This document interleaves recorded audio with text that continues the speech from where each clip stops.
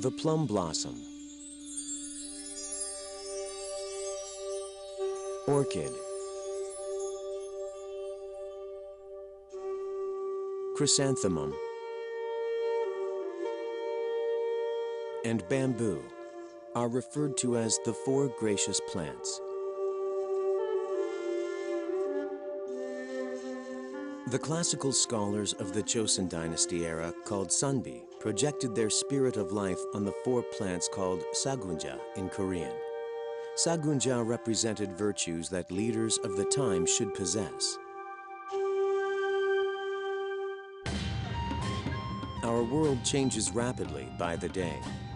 What absolute values are necessary to us? And how can we work to safeguard those values? We seek to find an answer in the four gracious plants.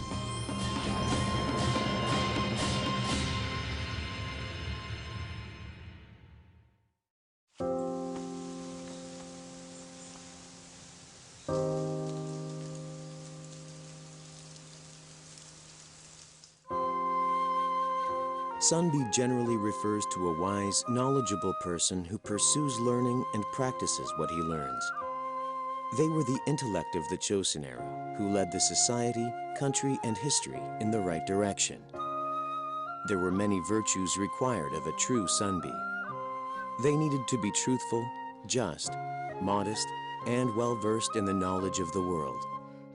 The 500-year-long Joseon dynasty was built on this so-called sunbi spirit, which penetrated that era.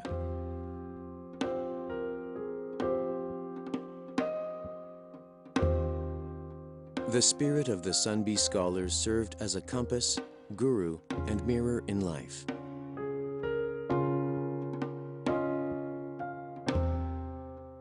나라가 위급하고 어려울 때는 정말 나가서 나라를 구하는 위대한 어쨌든 이 구국의 정신을 선비 정신이라고 하고, 또 사회가 어지럽고 혼란스러울 때는 옳은 것이 무엇인지, 어떤 게 그른 것인지 아주 명철한 판단을 해주는 것도 역시 선비들의 굉장히 중요한 역할이었죠.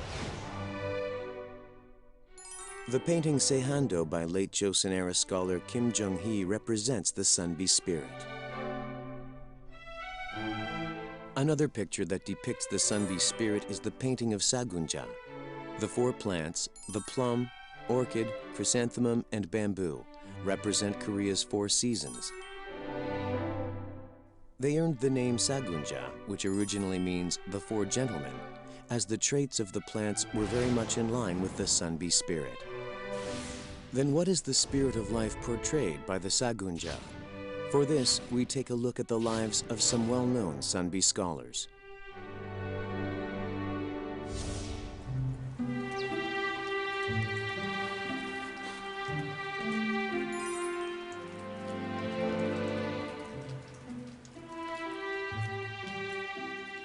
The first of the four gracious plants is the plum, whose flowers bloom before the leaves. The plum is the first to blossom flowers in the last days of winter and the earliest days of spring.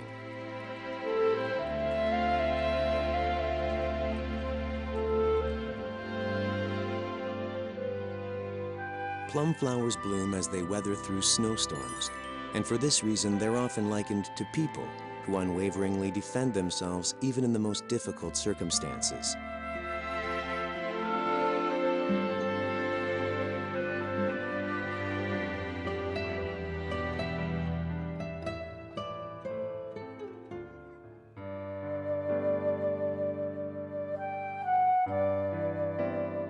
Then who lived such a life?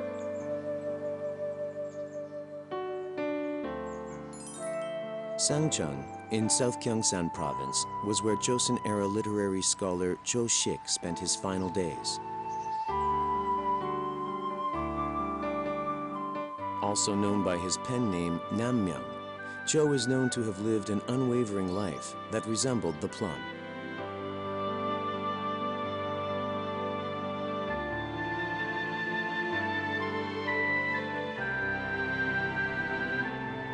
Born in modern-day Hapcheon, South Gyeongsang Province, Jo was a Confucian scholar of the mid-Joseon period.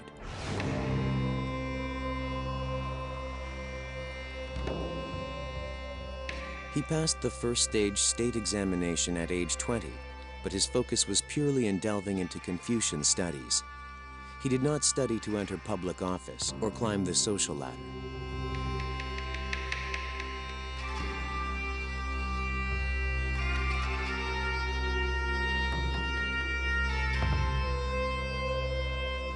Joseon society at the time was marked by purges of the literati amid strife among political forces. Even in this backdrop, Jo refused to rely on those in power to seek his own interest. He turned down all government titles and solely focused on the studies of Neo-Confucianism.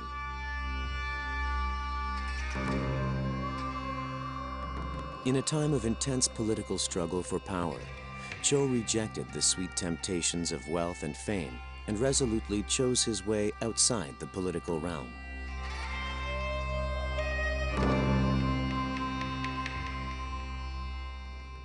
남명 선생의 제자들은 남명 선생을 표현했는데 열정이 굉장하고 서리발처럼 옳지 못한 것에 대해서 단칼에 내리치려고 하는 이런 과단성이 있는 분이다. 내 앞에 바로 절벽이 천길 절벽을 마주하고 있는 듯하다. 남명 선생을 딱 마주하고 있으면 천길 절벽 앞에 딱 서 있는 듯하다. 그분이 평소에 마음을 바로잡으려고 평소에 늘 마음 수양을 했던 결과가 아닌가 저는 그렇게 생각을 합니다. It also took some time for Cho's teaching to see the light of day. The benefit of his teaching gained attention thanks to his disciples, but not in his lifetime. His wisdom was only discovered 20 years after his death. A dozen of his pupils, including Jung In-ho and Kwak Jae-woo, were at the vanguard of a militia called the Righteous Army that fought during the Japanese invasion of Korea in 1592 and the several years of war that followed. They put into action what they learned from Cho, not to neglect the country when it faces tribulation. 남명 선생은 말하자면 한마디로 말해서 요새 사람들이 말하기로 실천성리학자다 그런 얘기를 합니다. 그러니까 이제 학문을 보면은 모든 이론들이 많이 있는데 그 배운 거를 학문으로 지식으로 가지고 있으면 소용이 없다. 그러니까 배운 거를 많이 알 거를 걱정하지 말고 실천을 하느냐 못 하느냐 그걸 걱정해라. The disciples erected a lecture hall near Sancheonje, the place where Cho used to teach, in order to honor his virtue and legacy. The hall is known as Dokjeon Sowon. The descendants of the disciples perform a memorial ceremony for Cho twice a year in the spring and fall. This tradition has lasted over 400 years.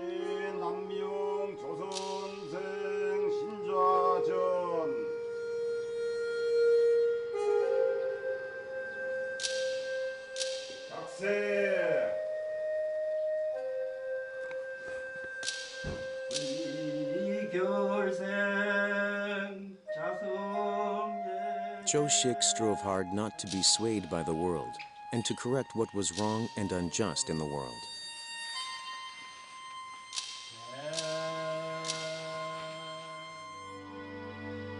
A holy ceremony continues for an hour as Confucian scholars honor Cho's legacy and discipline their own hearts and minds.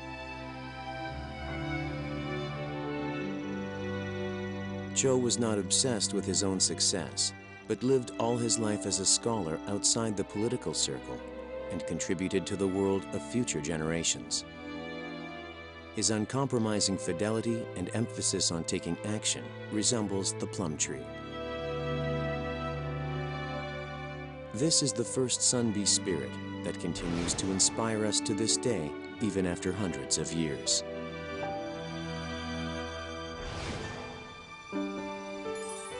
The second among the four gracious plants is the orchid. Orchids in Korea usually grow better in the southern region. The best habitat is half-shaded areas under pine trees. Orchids live on rain and dew in the mountains, but they never lose their integrity, evidenced by their stretched out straight leaves graceful petals, and aroma that travels far and wide.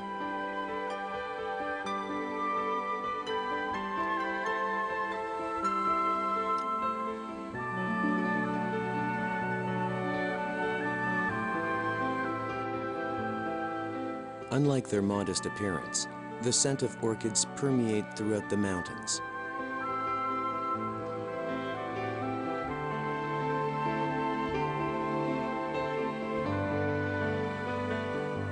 Orchids are regarded as the best of plants that grow in remote, secluded regions.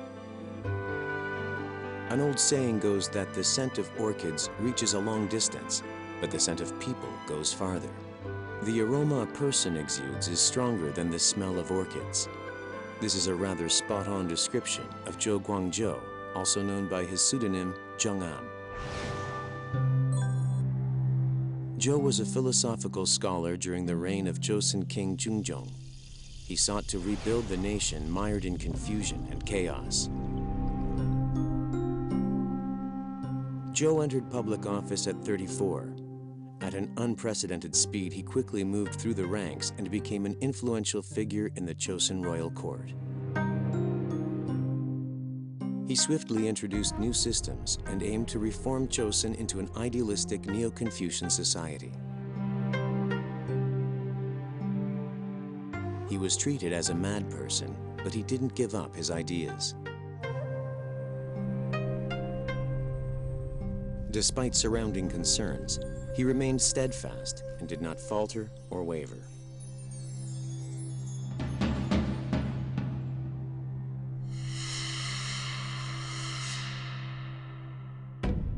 When the sun is strong, the shade is also deeper. Opposition to his reforms grew stronger. Eventually, King Jung issued an order to arrest Jo Gwang-jo. Even in the face of a poisonous drink that will put him to death, and until his last breathing moment, he was defiant and refused to compromise.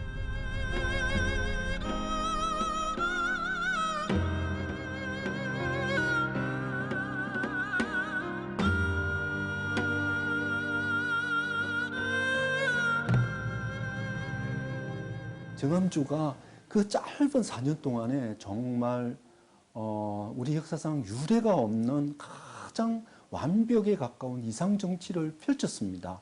그야말로 아는 것대로 실천했고 그 실천을 하다가 그렇게 죽임을 당하였어요. 그래서 38세라는 나이에도 불구하고 조선조 선비들이 그 추존하여야 될, 본받아야 될, 따라야 될 가장 이상적 선비로 이렇게 자리매김하게 되었던 것이죠. Jo dreamed of an idealistic Joseon society where everyone lived selflessly in harmony. He died early at 38, but his endeavors paved the foundation for the governance during later Joseon years and the development of Neo-Confucianism. As a single orchid sends its scent throughout a whole mountain, one person's legacy had a far-reaching effect on society. Jo Gwang-jo abided by his own principles as a political philosopher.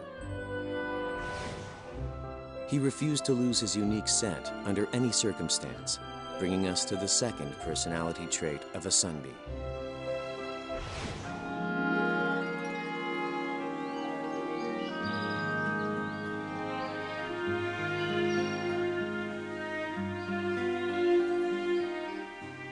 Autumn in Korea is dazzlingly colorful.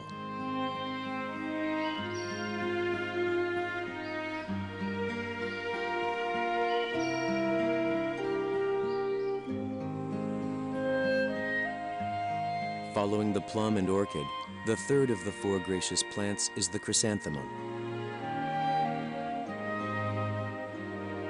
Chrysanthemums bloom alone in late fall against chilly winds.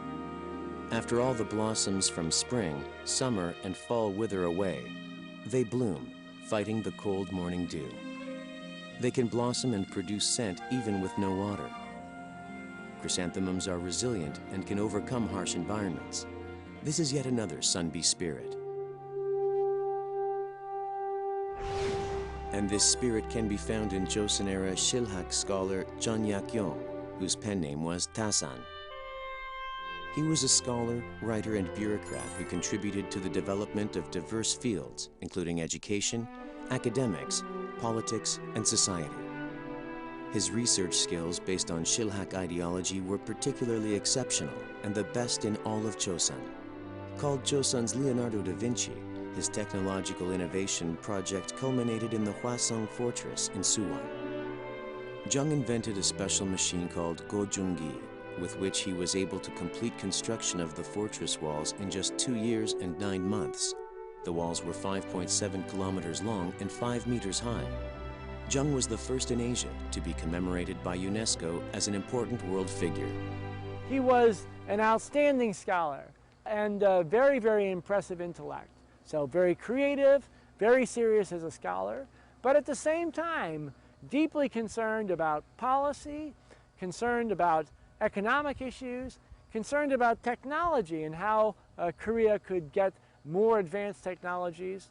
But most importantly of all, he was deeply committed to society. He spent much time thinking about how to improve the situation for poor people, for farmers, for average people in Korea. And he embodied, for me, I think, the best of the sunbi tradition, which is the idea that one should demand the highest of oneself in terms of scholarship, but one's goal should not be oneself, but rather the larger society, including those who are most vulnerable. However, contrary to how later generations remember him, his life was far from smooth. The sudden death of King Jung-jo gave way to a power strife among the sunbis. Jung, who was beloved by the deceased king, thereafter began a long life in exile from age 40. Dasan Chodang is where he lived for 11 years.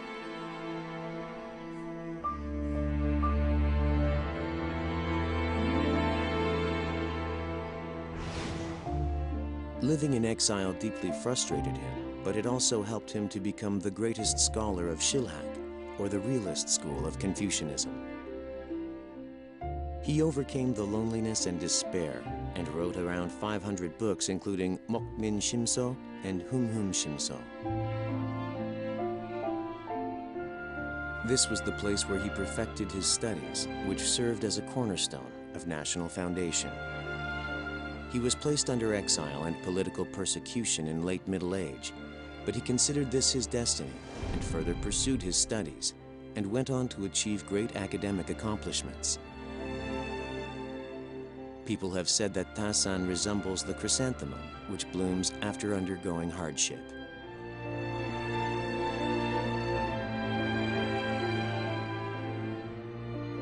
The man who takes after the flower also loved the chrysanthemum when he was alive. Chrysanthemums bloom later and last longer. They have a subtle scent and are not fancy or glamorous. Jung enjoyed drinking chrysanthemum tea, and at night he would place the flower in front of a candle and liked to watch the glimmering shadow.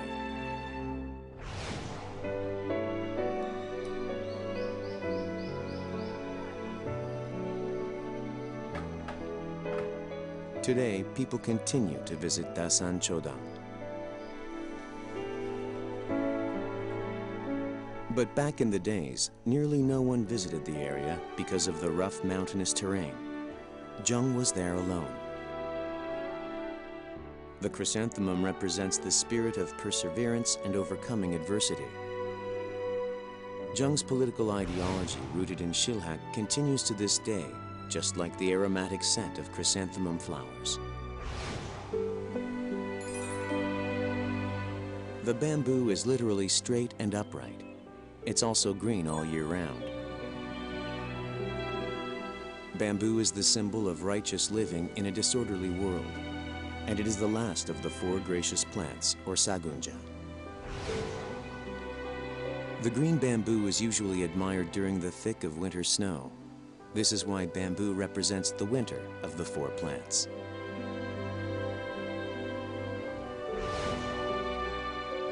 A completely shameless life is what sunbi scholars aim for.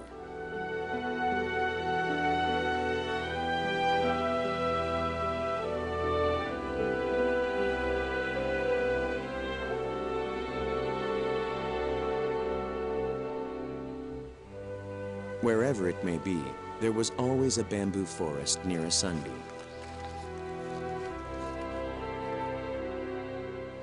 The sunbis enjoyed listening to the beautiful sounds of nature coming through the bamboos.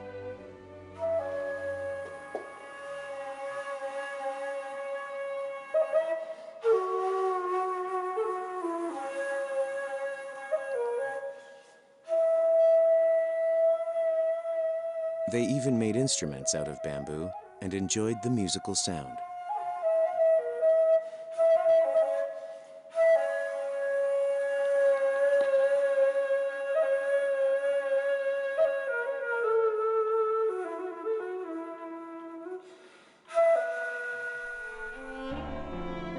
The evergreen bamboo, which stands upright toward the sky, is the fourth plant of Sagunja.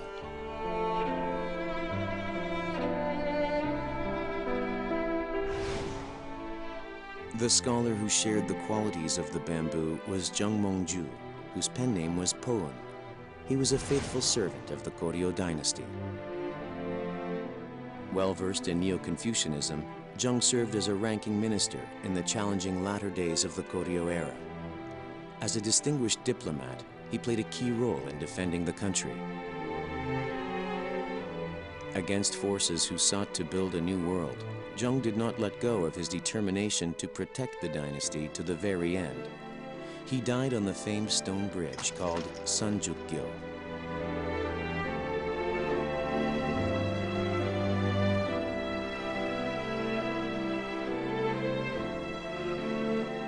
His faithful patriotism is well portrayed in his poem Danshimga.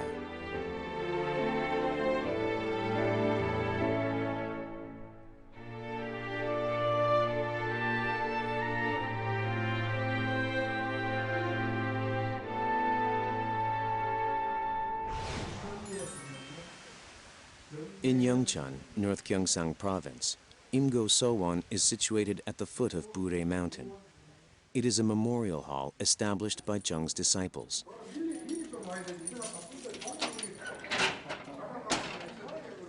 There's a precious relic here through which his life can be reflected upon. It is a bamboo engraving. This memorial tablet was bestowed by the state to honor Jung's loyalty to the country despite many trials. It demonstrates his upright integrity, like the bamboo.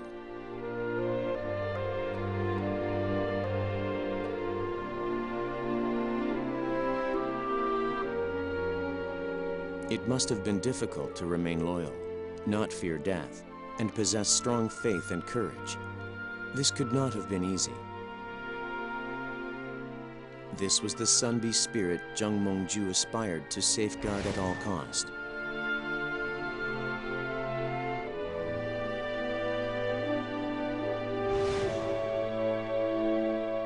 The sunbi spirit is comparable to the plum flowers, which defy compromise in any environment, as they symbolize fidelity.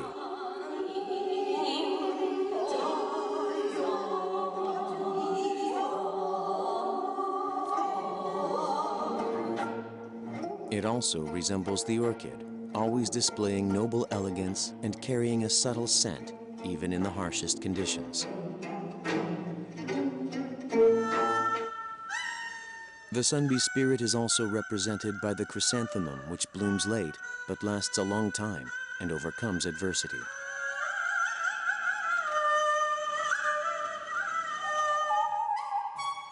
And lastly, the righteousness of the bamboo. A heart that never loses faith and courage also manifests the sunbi spirit.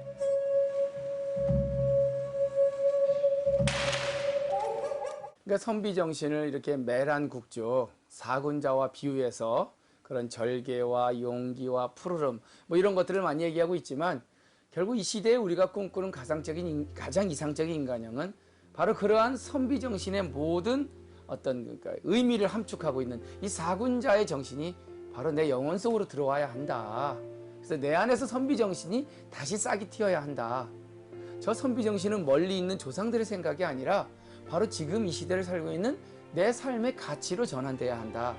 The sunbi spirit of fidelity integrity, grace, perseverance, and loyalty is a uniquely Korean characteristic which has been passed on through generations as a spiritual legacy.